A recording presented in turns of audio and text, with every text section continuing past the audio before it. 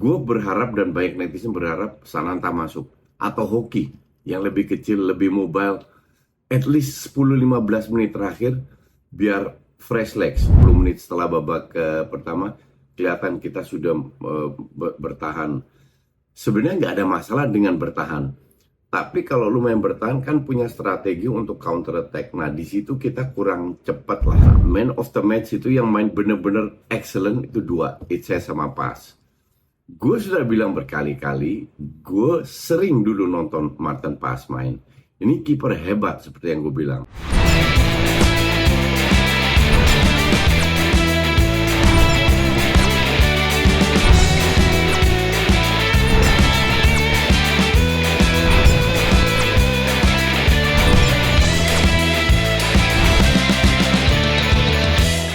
Hola, salam Jas Indo. Sekarang udah terang, pagi gue belum tidur, jam 6:07. Ya, yang jelas gue mau bahas satu pertandingan. Apa ya, gue happy. Gue sangat happy dengan segala segi, dengan segala kekurangan yang kita miliki. Gue happy dengan permainan, gue happy dengan hasil, gue happy dengan mindsetnya, gue happy dengan fighting spirit.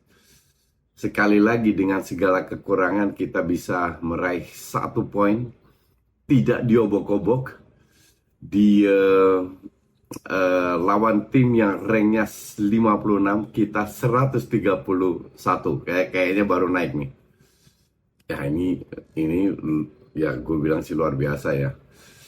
Jadi gini, sebelum match dimulai kan gue bikin video di IG, kalian lihat lah. Gue bilang bahwa ya gue itu nggak begitu impress, dan bahkan di 3 talk show di DPI, di Nalar TV sama TS Media, gue bilang gue nggak begitu impress dengan Saudi.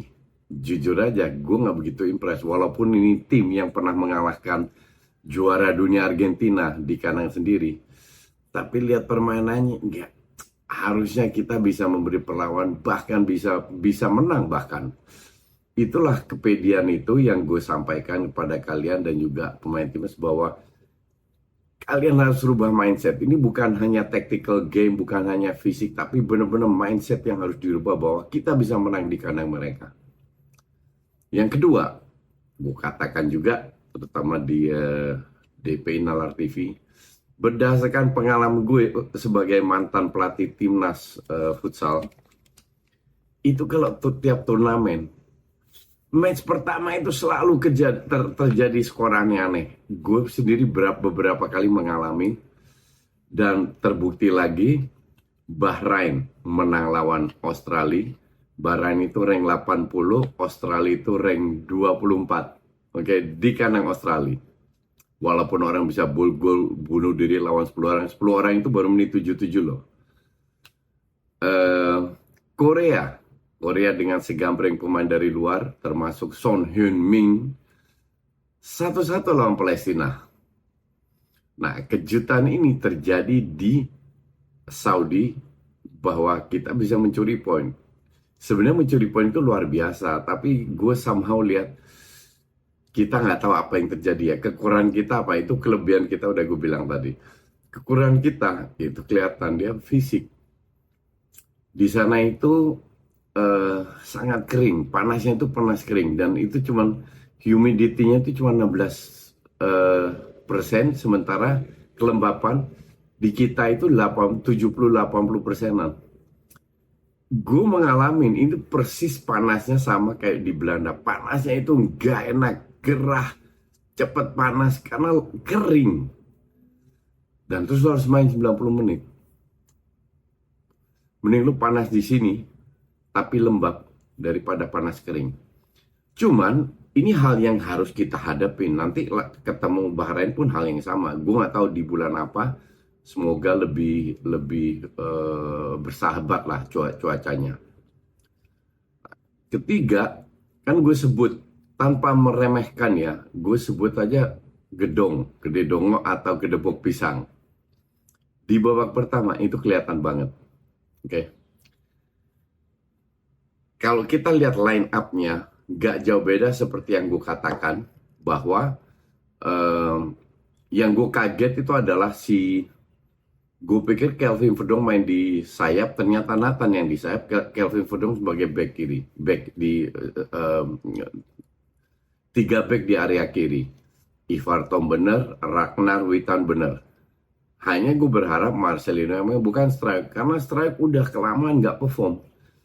Strike ini menurut gue ya harus dimatangkan di U20, U23, you name it lah. Karena gue lihat ya ini pemain punya bakat, cuman semua itu nyaris dapat bola, nyaris passingnya benar, nyaris cetak gol, nyaris shootingnya, semua itu nyaris di strike dan itu sudah berkali-kali. Memang kita nggak punya striker yang memadai, tapi kok lu pertahankan dia 90 menit?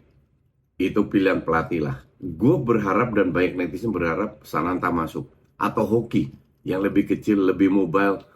At least 10-15 menit terakhir biar fresh legs. Nah, kita lihat dua pertandingan yang berbeda. Di babak pertama, sama sekali nggak kalah. Sama sekali.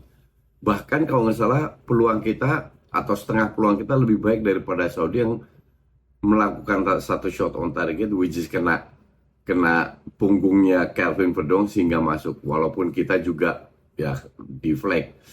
Tapi sama sekali nggak kelihatan perbedaan antara rank 56 dan 134. Sebelum pertandingan masih 133. Naik dari 131. Oke. Di situ, tapi di 10 menit terakhir itu kelihatan juga bahwa stamina itu udah menurun. Eksplosivitasnya itu udah menurun. Build up-nya itu agak lambat. Cuman kita menunjukkan beberapa kali loh. Kombinasi keren, terutama di sayap kanan ya. Gila, kombinasi keren banget loh. Orat Mangun juga bekerja keras. Praktis nggak ada yang dapat rapor merah. Plus besar semua. Hanya strike untuk gue rapot biru tapi mungkin 6. Nggak jelek tapi mungkin 6. Nggak bisa mengikuti yang lain. Sangat amat disayangkan. Tapi ya memang strike seperti itu. Dia masih muda banget gitu loh. Berjalannya pertandingan di babak pertama, yang bikin gue deg-degan ya babak kedua. Karena gue inget lawan Australia maupun lawan Jepang, kita dihantam di babak kedua. Sekarang bagaimana kita bisa mempertahankan fisik terutama. Tom Haye kelihatan udah habis. Cedera pada saat Tom Haye keluar mulai menurun. Tapi di menit 55 lah kira-kira ya. 55-an, 10 menit setelah babak pertama, kelihatan kita sudah bertahan. Sebenarnya nggak ada masalah dengan bertahan. Tapi kalau lu main bertahan kan punya strategi untuk counter attack. Nah di situ kita kurang cepat sehingga nggak banyak counter attack. Cuma di babak kedua strike lagi, aduh terlalu pelan passingnya. Padahal itu peluang besar untuk bisa menang. Tapi ya that's okay, memang kualitas kita segitu. Cuman kita defense very well. Rizky Ridho, JIC sebagai kapten, dia menunjukkan, dia ngatur semua.